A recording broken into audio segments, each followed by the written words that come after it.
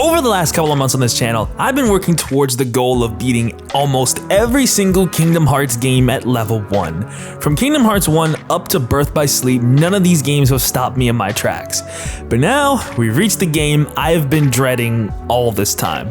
Kingdom Hearts Dream Drop Distance. Dream Drop Distance is certainly the video game of all time, if you will, but if none of these prior games have stopped me, what makes Dream Drop Distance any different? And of course, I'm playing on critical mode, the hardest difficulty of the game. So sit back, relax, and let me tell you guys how I beat Kingdom Hearts Dream Drop Distance at level 1. And spoiler alert, this is without question the worst level 1 run in the entire series by far. In all my other videos like this one, I usually like to explain what a level 1 run really entails going forward. In Kingdom Hearts, there exists an ability called the XP Zero. Equip it and you gain no experience for beating any enemies in the game, restricting you to playing the entire game at the base level of 1. Usually in these games, there exists some sort of hidden facet to this ability to make the game a lot more fair, or the game itself is balanced around the idea of being at level 1 better than the others.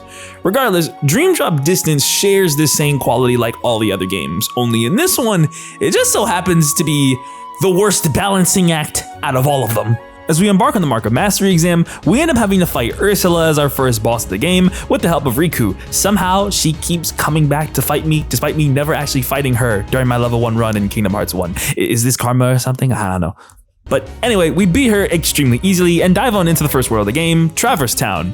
This diving minigame is one of the many mechanics introduced in Dream Drop Distance and typically yields some really important rewards such as really strong commands or what have you. And by getting an A rank on all the missions, I'm eventually able to acquire the best regular Keyblade found in Dream Drop Distance, the Dive Wing, but that'll be for later. For now, we need to get this Mark of Mastery exam underway. We encounter Neku from the absolute cult classic game, The World Ends With You, and you know what? Screw all this Kingdom Hearts bullshit. Have y'all played the absolute classic Nintendo DS game that was eventually remastered for the Nintendo Switch, The World Ends With You, which later got a sequel game, Neo, The World Ends With You, which is equally as great as the first one? No? Go play them then! After you finish this video, of course, you wouldn't just leave me, would you? Alright, you wouldn't, I'm just making sure. But it's our introduction to Neku that introduces the next new mechanic found in Dream Drop Distance, and I think it speaks for itself. Yeah. So long. We are so back. Flow motion is broken in Dream Drop Distance. There's no way around it. Not only are you able to endlessly kick off of the environment in order to get to places Square clearly did not anticipate you being able to get to in the first place, but also that this mechanic makes world traversal 10 times easier and faster as a whole, and this goes for the combat as well since you literally only need this. There. Yeah. So long. Oh. There. Yes. Now that we understand how broken flow motion can really be, we can continue onwards. So we equip EXP Zero, head into the second district where we're not only introduced to reality shifting, but after a quick fight, we're introduced to the most important mechanic in Dream Drop Distance, the Dream Meter system. Originally, Dream Drop Distance was a 3DS game, so naturally, Dream Meters are just Kingdom Hearts versions of Pokemon, and it's through these little guys that Sora is able to learn abilities through giving them food and attention, and of course, playing with them, which doesn't sound bad, until you hear that song over and over again.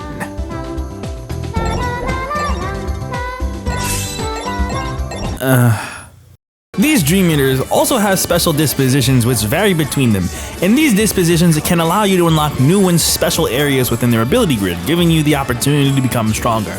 Now you'll notice that I have some Dream Meters I very clearly am not supposed to have yet. Let me explain.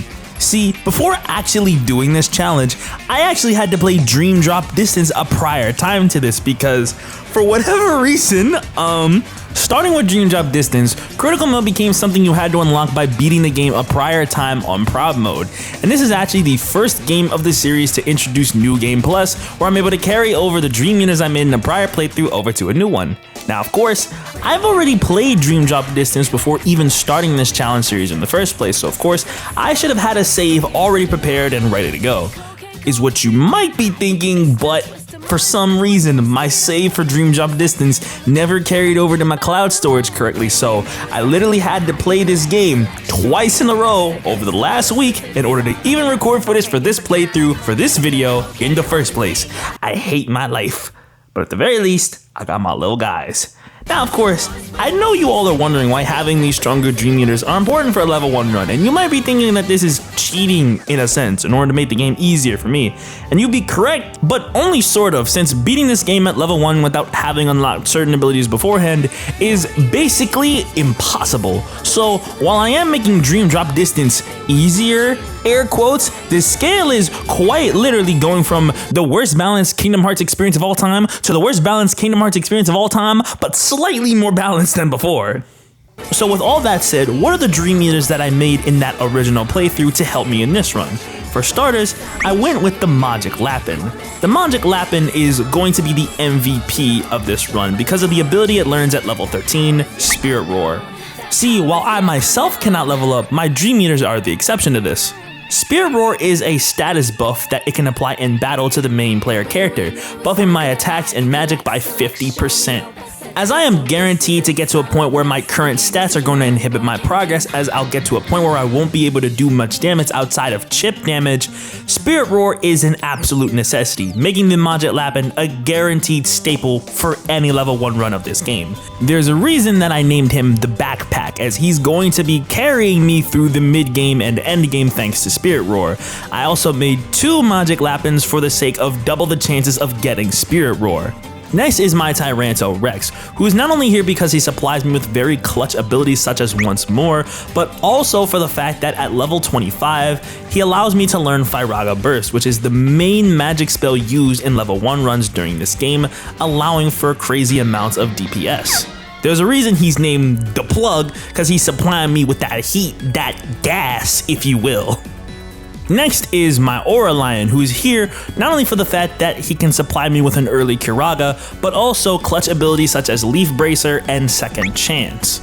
I'm going to be prioritizing leveling him up and getting enough ability points to learn all the clutch abilities I need from him before I focus on leveling up my second Magic Lapin. But with all that being said, after we get our Dream Eaters, we end up falling asleep as Sora and dive into the world as Riku, who is the second playable character of this game. Afterwards, we meet Joshua, who is literally me, that's me! Now that we're Riku, not only do he and Sora share the same Dream Eaters, but them having the same Dream Eaters reflects in gameplay for the both of them. See, while Sora has access to limits, Riku has access to form changes like in Birth by Sleep. Also as Riku, we have our own agenda in each of the worlds we visit, but also, because of my brief time playing as Sora, not only was I able to get Kiraga early, but I was also able to get enough points in order to unlock Riku's special block in this game, Dark Barrier. This is something I see a lot of people miss out on during their first playthrough of this game, and it's something absolutely required for Riku going forward, especially considering that his regular block is... With Dark Barrier acquired, we have another brief scuffle against some Dream Eaters and drop back to Sora, where the final gimmick of this game is revealed. See this bar that's appeared next to Sora's health? This is the drop meter, also known as every Kingdom Hearts player's worst nightmare. The drop meter essentially acts as a time limit for how long you can play as a certain character before you eventually drop back to the character you were playing with beforehand. I'm going to be trying to manage this bar as best as I can during this run. With all that being said, we make our way over towards the 4th district where we acquire Balloon from this chest. The Balloon series is one of the best magic series in all of Kingdom Hearts due to its high damage and stun potential. It's also in the 4th district that we're able to access the Flick Rush minigame, a special minigame where we're able to pit our Dream Eaters against others from medals where we can buy special stuff in return. The reason why this is important is for the same reasons that getting Dark Barrier was. I see a lot of people skip out on playing Flick Rush without knowing the type of rewards that it yields. For starters, it was playing Flick Rush during my prior playthrough that allowed me to access the Magic Lapin recipe, which is of course the recipe I needed to make both of my MVPs come later in this run, as well as a special Riku exclusive ability that you can get during the end of the game. Since I'm close to dropping as Sora, I decided to drop over to Riku in order to make my way to the 4th district with him as well, and then drop back to Sora in order to have a full drop meter so that I can take on his boss of Traverse Town, the Haka Monkey. And...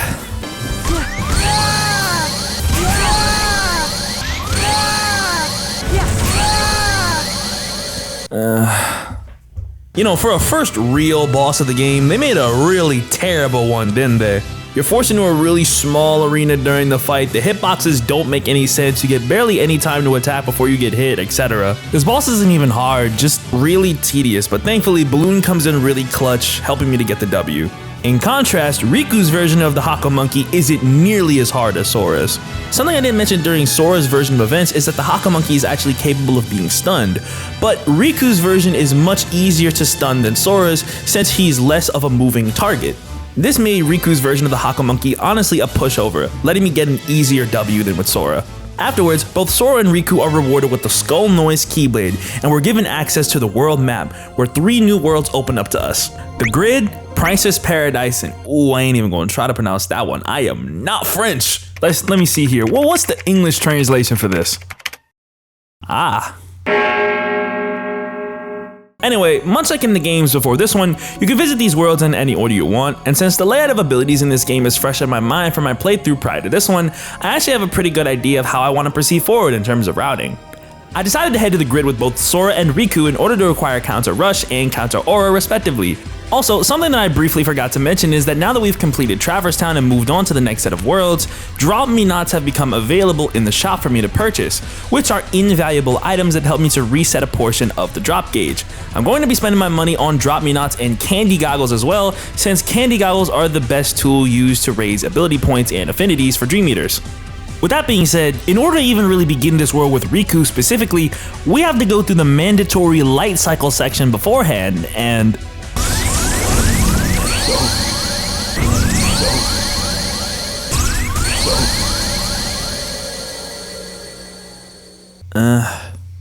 you know, Dream Drop Distance version of the light cycle is definitely better than Kingdom Hearts 2's light cycle, no doubt. But I don't know why they decided it was a great idea to make you fight an entire boss with light cycle controls. I hate it here. But I'm still able to finish up the light cycle after some trial and error, and afterwards, I end up acquiring Counter Aura and decide to save Riku's boss of the grid for later since I do not have what it takes to win yet. Over on Sora's section, after acquiring Counter Rush and on my way to the Rectifier, we acquired Balloonra from this chest. By the time that I got to the Rectifier, I ended up getting enough points with my Tyrannorex in order to acquire once more, and so I felt like I was capable of taking on Sora's boss of this world, Rinsler. And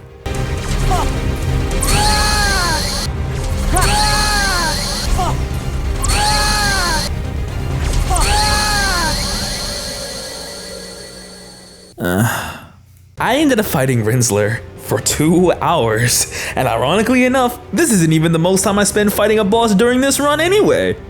Usually, the way you're supposed to fight Rinsler is by blocking his attacks and doing Counter Rush due to the excess of invincibility frames the move has. Since I'm at level 1, the damage Counter Rush does is basically nothing, but you can do good damage to him by guarding his disc when he throws it at you. Now the thing about this is he has 2 versions of disc throw, one much easier to guard than the other, but the thing is, both of them can just clip through my guard anyway, completely nullifying once more, and I hate my life. Sorry, broke character for a sec. It doesn't help that this fight is extremely disorienting since we end up having to fight on the ceiling, and I genuinely felt nauseous since this happened so many times. So instead of going to another, much easier world that I knew I could complete, I decided to grind in the grid enough to where I could unlock Second Chance with my Aura Lion, and during this, my Magic Lapin reached level 13, giving it access to Spirit Roar. Now we can truly get backpacked. But with Second Chance, I went back to fight Rinsler, and now that I could survive his attacks no matter what, he ended up falling after about 20 minutes, and after sealing the keyhole, we depart from the grid, giving us the dual disc Keyblade. Next on my list was the City of Bells. After a mandatory Dream Eater fight, we end up having to defeat 3 of these flower Dream Eaters in the town square in order to clear the path so we can head to the Court of Miracles. On my way there, I ended up unlocking Meteor Crash from my Tyrannorex's ability grid. This is a Riku exclusive command, and from this point on is a staple in his deck going forward due to its high damage. Once we reach the Court of Miracles, after a cutscene, we're back in the town square for a boss fight against the Wargoyle. Usually if you visit the City of Bells first, since it's the world with the lowest level rating out of the current 3, then you wouldn't have Counter Rush for this battle, which helps to make it kinda trivial. Fortunately, I do have Counter Rush, which helps me to get the win after my first attempt. We sealed the keyhole, and before I headed on over to the next world, I noticed that I had exactly enough points with my Aura Lion in order to acquire Leaf Bracer. Since this was the last ability that I needed from my Aura Lion, he had completely fulfilled his duties for this run, meaning that I now had a roster spot open for my second Magic Lapin to get some levels. With this in mind, it was time to complete the current trio of worlds, meaning it's time to dive on into the Prankster's Paradise. And the diving mission for Prankster's Paradise actually gave me my second ballooner for getting the A rank, which is incredibly clutch going forward. Now that we're in the Prankster's Paradise, we need to go look for Pinocchio, which leads us to the circus, where we end up having to fight a bunch of Dream Eaters inside this tent. And Sora, where are you going? But once we beat these Dream Eaters, we acquired high jump for both Sora and Riku and headed towards the bottom of the sea to go help Pinocchio again. By the time I got there, my second Magic Lapin reached level 13 as well, meaning both of my Magic Lapins were capable of casting Spirit Roar, meaning both of them were capable of backpacking me.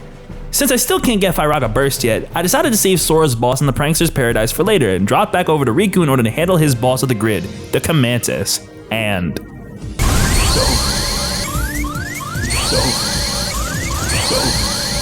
Why is my pain the running theme of this video? For some reason, and I wasn't sure why at the time, neither of my Magic Lapins were casting Spirit Roar so that I could do damage, despite being fully capable of doing so, and having done so in previous mob fights in the past. Basically, both of them were completely useless and contributed nothing of value, so I had to fight the Comantus with absolutely no help. Like, I was able to beat the boss thanks to Meteor Crash doing so much damage even without buffs, but this method was absolutely not going to work going forward. I was going to need consistent access to Spirit Roars as the level rating of worlds was only going to increase, and my low stats were going to catch up to me very quickly. So before heading off to my next world, I did a bit of research as to what I was doing wrong. And as it turns out, it quite literally boils down to the color of these guys' eyes. Let me explain. I mentioned earlier in the video how Dream Eaters have different dispositions that allow you to access new ability paths in their ability grid. Well, these disposition changes are reflected in the color of their eyes.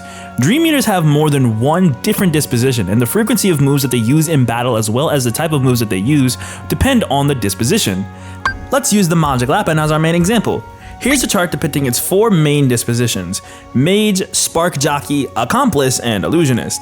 As you can see, Spark Jockey and Accomplice are the 2 dispositions that allow for it to be able to cast Spirit Roar during battle, making Mage and Illusionist completely useless. However, this is where things get interesting. As you can see, the Accomplice disposition, which is the one I was set to, has a multitude of other support abilities that you can cast on top of Spirit Roar, as well as several other magic spells. Because of this, the Accomplice disposition actually decreases the frequency of it casting Spirit Roar during boss fights, though it's just as capable of doing so in regular mob fights. The Spark Jockey disposition, however, is different. Because Drain is its only other support ability, on top of spells in general not being as frequent outside of Cure, this makes Spirit Roar much more frequent in boss fights, meaning that in theory, the Spark Jockey disposition is the best disposition to go with. So with this new information in mind, I changed both of my Magic Lapin's dispositions to Spark Jockey after about 30 minutes, and headed on over to the City of Bells. Riku's visit to the City of Bells is pretty quick since it mainly consists of us escaping from the War Girl and eventually heading back to the town square to meet it at the top of the cathedral. This is usually one of the worst fights in the game, but although I was confident that I could get Spirit Roar semi-consistently, part of me was still worried, so I used this fight as a test for whether or not I could continue pushing forward.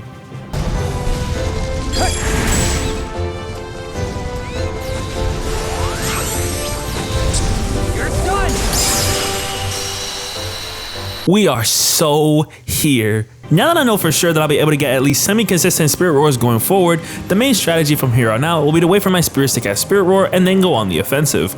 With this in mind, we exit the City of Bells at the Seal in the Keyhole and head to Riku's version of Prankster's Paradise, which is quite literally just Monstro. After the game reminds us of Riku's E-Boy past, we eventually reach the boss room, and by this point my Tyranno Rex had finally reached level 25, meaning that I could finally unlock my first Firaga Burst. I mentioned earlier how Firaga Burst is absolutely ridiculous paired with Spirit Roar, and now at level 1, it's the primary damage dealing command. Well, you're gonna see how it carries me soon enough, but not against this next boss fight though, because the Char Clobster is actually weak to ice instead of fire. However, Firaga Burst is still great for stun in this fight anyway. That being said,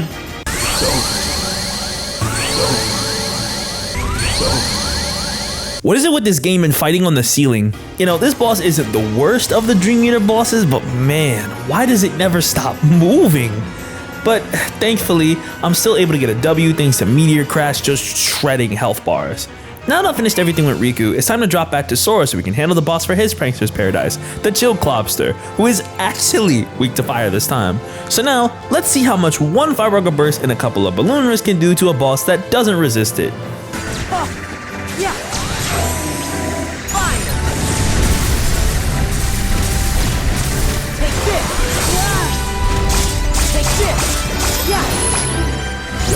Nice. Needless to say, we are officially here.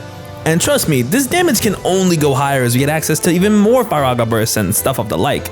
But since the Chill Clopster is weak to fire, he's a lot easier than Riku's counterpart, and at this point all that's left is to use Reality Shift on Masho and ride on top of this bubble until you catch up with the boss and pop the bubble, defeating it for good. Now that we've cleared these worlds, we're actually due for a second visit to Traverse Town. Now while Riku's visit isn't anything special and all you have to do are some Dream Eater fights, Sora does not have the same luxury, as we're subjected to a boss rush featuring the Haka Monkey, the Wargoyle, and the Charred Clopster in this very small, enclosed arena. Ooh, this game's trying to bring out the worst in me. Ironically though, I actually got this on my first try, though there were many close calls, and beating the second visit to Traverse Town gives us the knockout punch Keyblade. With the second visit done, 2 new worlds open up to us, the Country of Musketeers and the Symphony of Sorcery. I decided to handle Sora's visits to these worlds first to make Riku's visits easier like before, starting with the Country of Musketeers. And getting an A rank on this dive mission actually gives us 0 Graviga, which is huge going forward. Being able to suspend not only enemies but bosses in midair while I wait for Spirit Roar gives me a big advantage. Once we land in the Country of Musketeers, we fight off some Dream Eaters, and afterwards, we end up having to fight this Tyranno Rex as we try to defend Minnie and...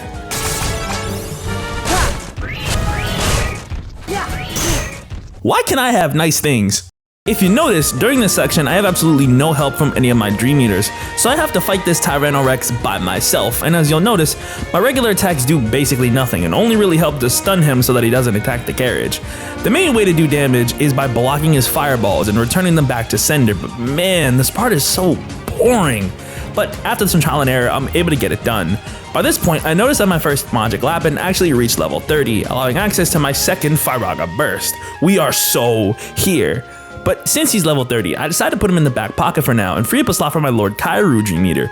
Lord Kairu is extremely strong in the late game, especially considering that he allows Sora and Riku to learn and combo master, but he can also stun bosses with his attacks as well, making him a valuable asset among many other things that I will talk about later. But for now, we gotta make for the tower and take down the Beagle Boys and, you know.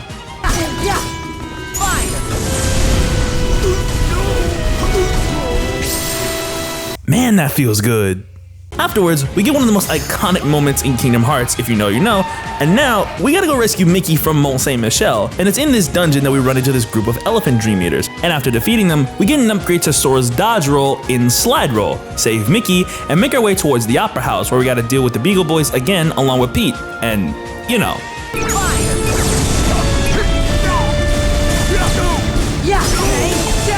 Man, that feels good. The Beagle Boys are easy to deal with like we've established, and Pete is the same as well.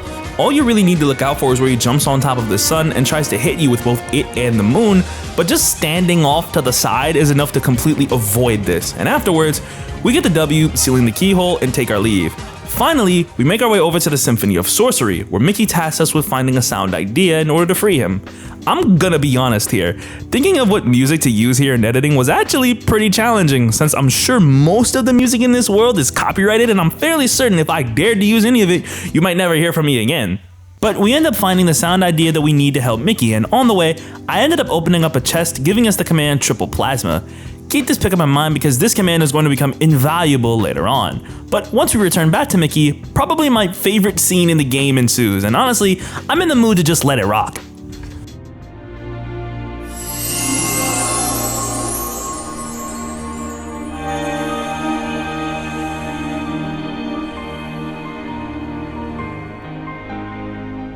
Well, there is one advantage to being me.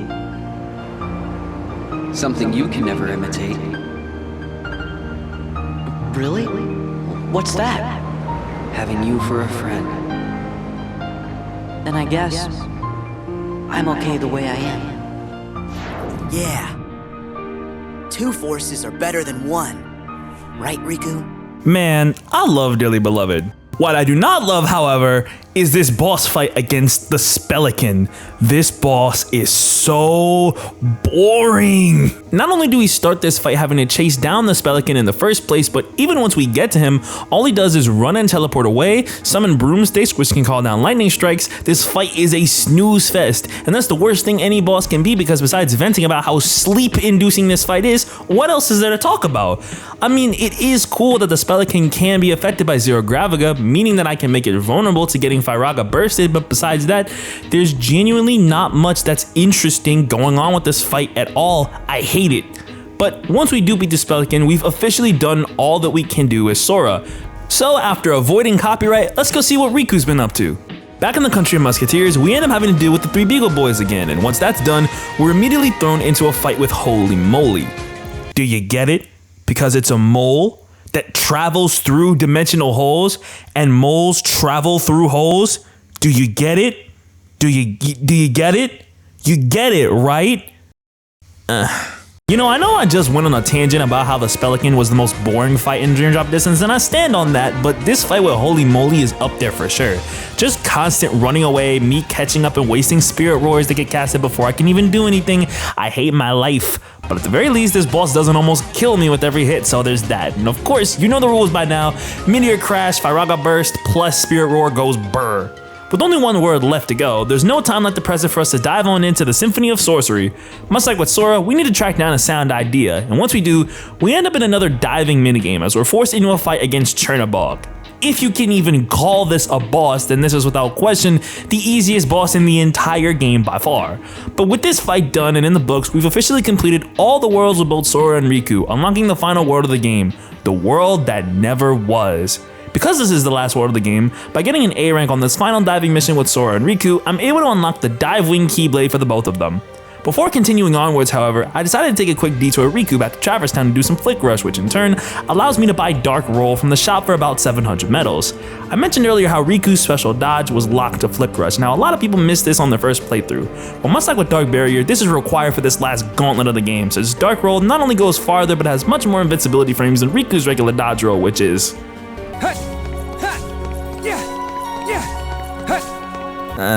But with this quick detour done, I headed back to the world that never was to make a big decision. Usually when I play this game, I like to handle all of Sora's section first, since due to story circumstances, you won't be able to drop back to Sora after beating his section, locking you into playing as Riku and completely eliminating the drop meter until you beat the game. Doing this completely gets rid of any and all drop meter management, freeing up a slot in my deck as I'll no longer have to carry drop me knots at the cost of not being able to get drop bonuses anymore.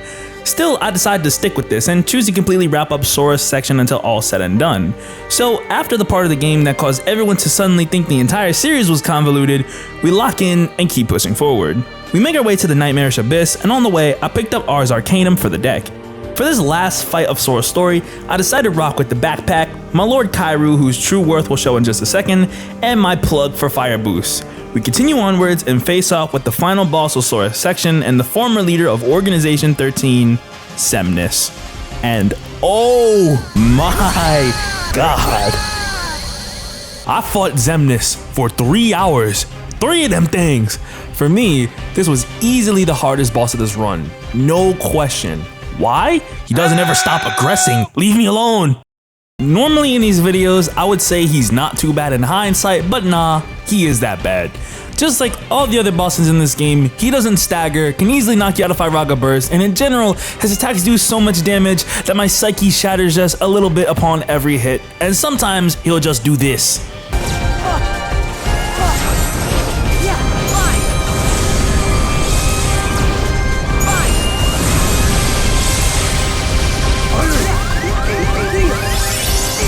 Like, what am I supposed to do about this? But to break this fight down, the fight opens with him hurling buildings at you, so first, you gotta get close to him. Thankfully, most of his moves are telegraphed well enough to where you can block in anticipation and use counter rush. Once I get Spirit Roar, I use both of my Firaga Bursts, and this is where my Lord Kairu shows his worth, thanks to the joint limit Ragnarok. This, in combination with my Firaga Burst, does a good chunk of damage to his health bar. The problem is, he has so many of them. So any mistake can spell your demise almost certainly. After depleting about 5 health bars, Xemnas will teleport back to the edge of the arena as he hurls some more buildings at you, and eventually you'll need to trigger the Nightmares End Reality Shift to stun him, which I do, and use Ars Arcanum to do a bit of damage before he gets back up. From here on though, this is where I fumbled most of my attempts because this is where Xemnas' aggression goes through the roof.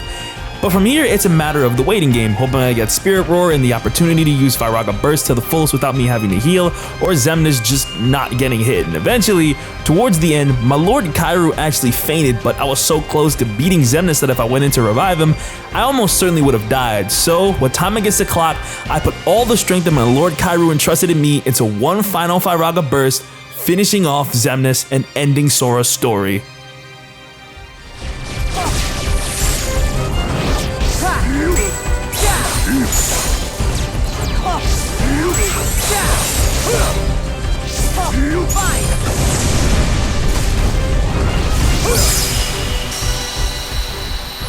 Now, it's time for Riku. While Xemnas was absolutely brutal, Riku's version of the world that never was is equally as brutal, though now we don't have to manage the drop gauge anymore. And we even get double flight over the course of our exploration of the world. By this point, there are only 5 bosses left in the game that are separating me from being done with this challenge for good, and 3 of them all come in a row in a boss gauntlet towards the end of Riku's section. So once I get to the verge of chaos, I took the time to decide on my deck and Dream Eaters going forward, since whatever I chose to use would be what I had to work with for, again, 3 fights in a row. And spoiler alert, I may have had to change my deck after the second of these because But for now, I decided on using Meteor Crash, 2 Firaga Bursts, and 2 Kiragas, as well as both of my Magic Lapins and my Tyranno Rex. It's time for the final push. The first of the boss gauntlet is the anti-Black Coat Nightmare, who is definitely the easiest of the 3. That being said, even the easiest bosses in this game have some nonsense to them. The anti-Black Coat Nightmare is weird, not only because it has several moves that can lock you in hit stun, but also that one of its moves can reduce you to 1 HP, sucking all your health and scattering it across the arena for the Nightmare to pick up and heal itself. Oh boy. But thankfully, due to Firaga Burst and Meteor Crash, even the Nightmare's nonsense is not enough to shake my resolve, hardened through many battles. This next fight, however, did exactly that, because now we have to fight Ansem. How many times do we have to teach you this lesson, old man? That being said,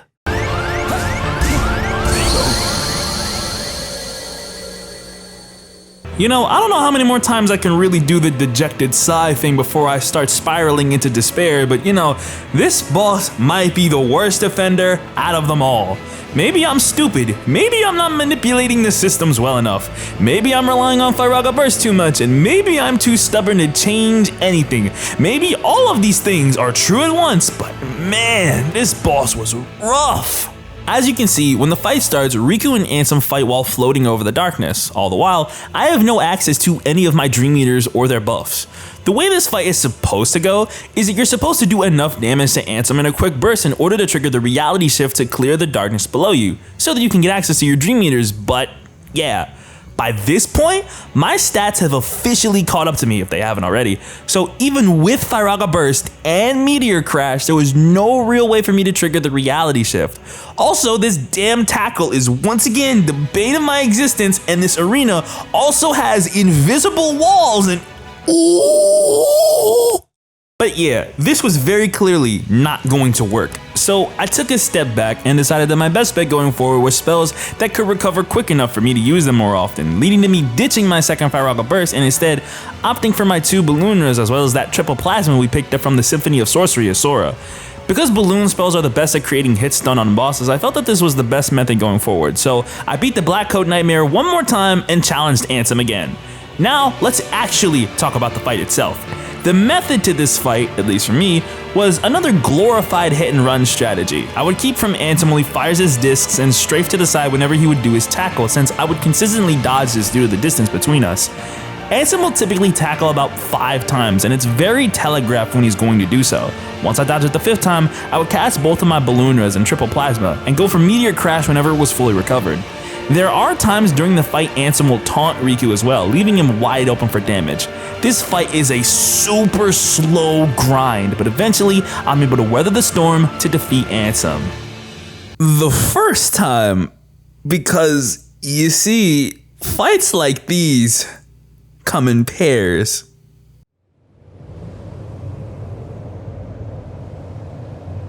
Ansem! You're part of my heart now! Part of the light! Ever the fool, boy. And forever, a pawn of the darkness!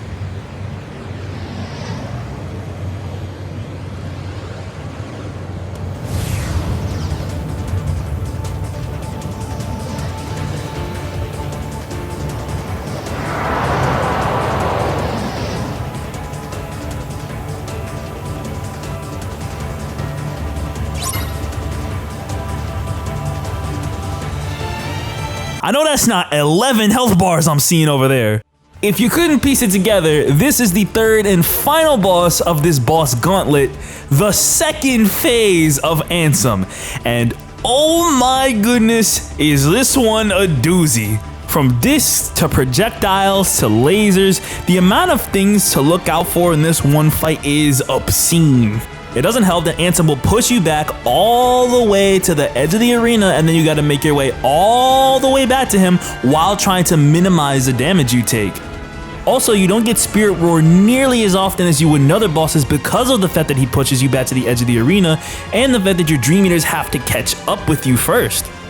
And it gets even harder, because when Ansem gets mad enough, he'll generate a series of shockwaves from the ground that you must guard, and then he'll push you back to the edge of the arena, and then you've got to dodge these giant balls, which to me have always looked like magic 8 balls, so I kind of like them. This is the reason why Dark Roll is such a necessity, because being able to consistently dodge these things without taking damage is huge for the run.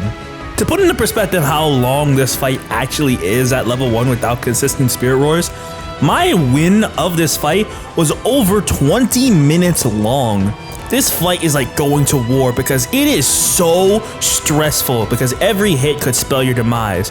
But for as hard as this boss is, and for as hard as I make it sound, on just my second try, thanks to my strong fundamentals and understanding of the game, I was able to beat Ansem and end this boss rush. So now, there's only 2 bosses left in the game, and there's no time like the present to handle them both. Starting with Young Xehanort. Young Xehanort is considered by many to be the hardest boss in Dream Drop Distance, so while I originally agreed with this, I actually don't feel this way anymore compared to how I feel about Xemnas or Ansem. He's still very challenging in his own right and should not be taken lightly at all, but compare Ansem 2's 11 health bars and how long that fight takes to Young Xehanort only having 6, and this fight goes by a lot quicker, especially since you have more access to Spirit Roars than before. It also helps to keep your distance and count how many times that Young Xehanort will teleport before he hits you, and most of the time, you'll be able to counter whatever it is that he does. The most dangerous move in his kit, however, is the time stop, where even if you defeat him, he teleports to the middle of the arena in an attempt to reset the fight, and you must attack him quickly enough in order to use the Mirage Split Reaction command to stop him. Thankfully, I do just that, but this is where the real fight begins. From here, it's a race against the clock, literally, as oh nah, I know that is not what I think it is. If you notice, these are the same moves used by the mysterious figure all the way back in Birth by Sleep. Why does Young Xehanort have access to these moves, you might ask? Well, put 2 and 2 together and you'll figure it out pretty quickly. But with that aside, the main goal of this section is to deplete the health bar of this clock before Xehanort completely resets the fight. Which, unfortunately, does happen for me and... Wait, what? So yeah, if you notice, I actually casted Firaga Burst before Young Xehanort reset the fight. Something that was unbeknownst to me in all my infinite wisdom is that you can actually hit Young Xehanort while he's resetting the fight. I don't know how this is possible, I don't know why this is possible, but man, this is truly the game that keeps on giving, isn't it? But on my second go of things, I was able to completely deplete the health of the clock, ending this fight with Young Xehanort. 1 boss left.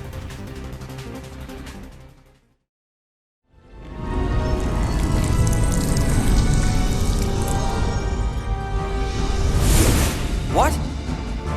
After diving into Sora's heart to save him, the final boss of the game is the Armored Ventus Nightmare, which, if you want to look at it one way, is really just another way of saying that Sora is the final boss of this game, which is kinda uncanny if you really think about it.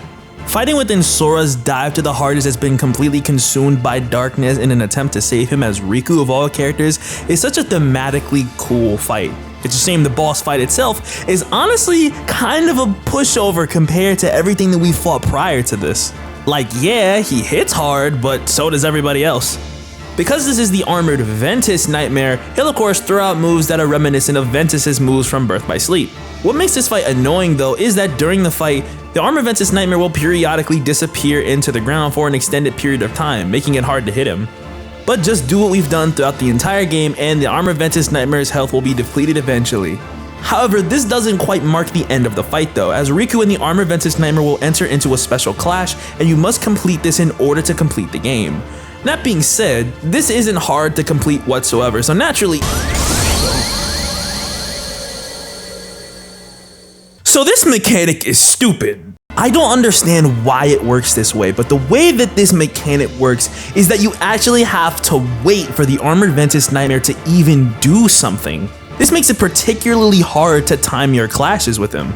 That being said, on about my second try, I was able to time my clashes well enough to completely beat the armored Ventus Nightmare and end the game.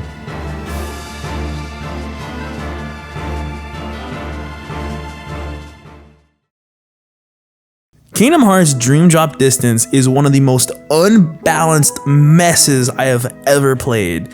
This is, without question, the worst level 1 experience in the entire Kingdom Hearts series, and it's genuinely not even close. And yet, in spite of all that, call me crazy, but I still like this game. I think, anyway. I enjoy the exploration, I loved flow motion as a mechanic, and overall, this marked the turning point in the Kingdom Hearts franchise, being the final vestige before Kingdom Hearts 3. So naturally, I have some attachment to it. Though, I would be lying if I said that this run didn't make me the most irrationally angry out of all the level 1 runs I've done up to now. I will never play this game at level 1 ever again for the sake of my sanity. But with all that being said, I can officially say that I beat Kingdom Hearts Dream Drop Distance at level 1. Also, I'm sorry this took so long to make. I hope you can all understand why it did. I literally had to play the game twice. It was not easy both times. I'm gonna try to be better at that. Whether you can hold me to that, I don't know. We all know what's coming next. I might do something in between that, but be on the lookout for you know what.